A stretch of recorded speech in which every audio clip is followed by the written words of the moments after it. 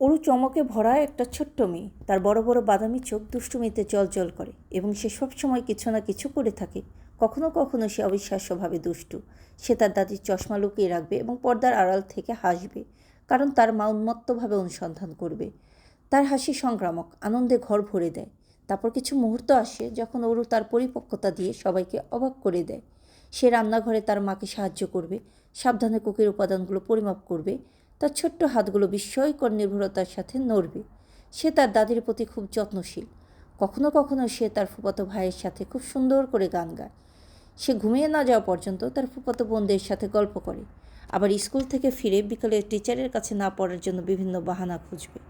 কিন্তু এমন কিছু মুহূর্তও আসে যখন অরুকে তার বয়সের চেয়েও অনেক বড় মনে হয়। সে তার ফুপিদের যত্ন নেয় যেন সে তাদের মা। আলতো করে তাদের চুল আশ্রে দেবে এবং অসুখ হলে ওষুধ খাওয়ার কথা মনে করিয়ে দেবে এবং অনেক সেবাও করে। তার ছোট হাতগুলো কোমলতার সাথে চলে, যা সবাইকে স্পর্শ করে। অন্য সময় অরু শিক্ষিকা হয়ে ওঠে। সে তার মা, বাবা, ফুপি, দাদি এবং ভাই বোনদের পড়ালেখা শেখায়। অরু তার ঘরের দেয়াল জুড়ে লেখাপড়া এবং আঁকাআঁকি করে, যা তার সৃজনশীলতার প্রকাশ পায়।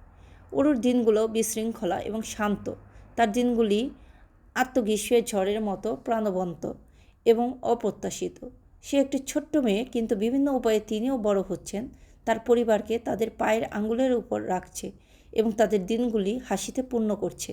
শৈশব হলো নিষ্পাপতা, দুষ্টুমি এবং আশ্চর্যজনক প্রজ্ঞার একটি সুন্দর মিশ্রণ। অরুর মতো শিশুরা আমাদের মনে করিয়ে দেয় ছোট ছোট আনন্দের প্রশংসা করতে হয়, সৃজনশীলতাকে আলিঙ্গন করতে এবং স্বীকার করে যে পরিপক্কতার মুহূর্তগুলো ছোট্ট থেকে আসতে পারে। তাদের অপ্রত্যাশিত প্রকৃতি এবং প্রকৃত কর্ম আমাদের জীবনকে হাসি, ভালোবাসা এবং মূল্যবান পাঠ দিয়ে আমাদের জীবনকে আরও সমৃদ্ধ করে তোলে।